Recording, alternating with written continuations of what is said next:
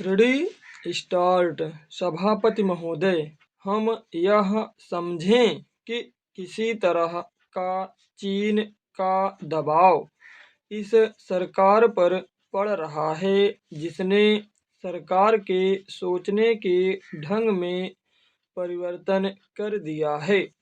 मैं गृह मंत्री से विशेष रूप से यह कहना चाहता हूँ, सरदार पटेल जिस जगह पर बैठे थे, आज आप उसी जगह पर बैठे हुए हैं और राष्ट्र की आंतरिक सुरक्षा का भार आपके कंधों पर है। इस प्रकार के प्रकाशन सरकार की दुर्बलता के सूचक हैं। दूसरी बात मैं सांप्रदायिक दंगों के संबंध में कहना चाहता हूँ। इन सांप्रदायिक दंगों से निश्चय ही हमारे देश की जो आंतरिक स्थिति है वह बिगड़ती जा रही है। दुनिया के दूसरे देशों में हमारा देश बदनाम हो रहा है। सबसे पहले मैं गृह मंत्री महोदय से कहना चाहता हूँ कि अब जितने सांप्रदायिक दंगे हमारे देश में स्वतंत्रता के बाद हुए, गृह मंत्रालय इस बात की जानकारी ले कि इनका प्रारंभ कहाँ से होता है और कौन उनको प्रारंभ करता है।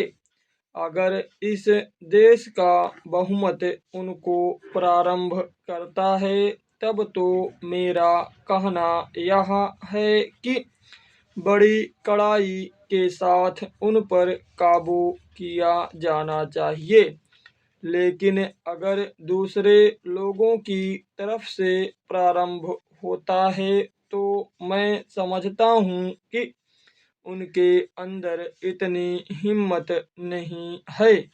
जब वे जानते हैं कि इसका परिणाम यह होगा कि हमको और हमारे दूसरे सहयोगियों को चोट लग सकती है, फिर भी वे इसका प्रारंभ करें तो मुझे ऐसा लगता है कि कोई तीसरी शक्ति अवश्य है जो आज भी 5 दशकों के पश्चात हमारे सामाजिक जीवन को दुखी बनाना चाहती है। उदाहरण के लिए मैं एक ही बात कहना चाहता हूँ। पहले गृह मंत्रालय जब अपनी वार्षिक रिपोर्ट प्रकाशित करता था तब उसमें बतलाया जाता था कि हमारे देश में दुनिया के किस किस देश के कितने नागरिक रह रहे हैं।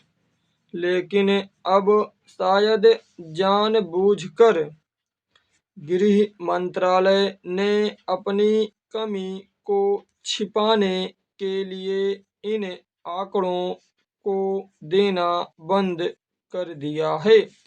लेकिन फिर भी प्रश्नों के उत्तर में कभी-कभी कुछ इस प्रकार के आंकड़े सामने आ जाते हैं। अभी हाल में जब यहाँ पूछा गया कि हमारे देश में पाकिस्तान के कितने नागरिक ऐसे हैं जो पासपोर्ट लेकर रह रहे हैं, तब उत्तर में सरकार ने बतलाया कि इस समय पासपोर्ट के आधार पर भारत में रह रहे पाकिस्तानी नागरिकों की संख्या लगभग 217,000 है।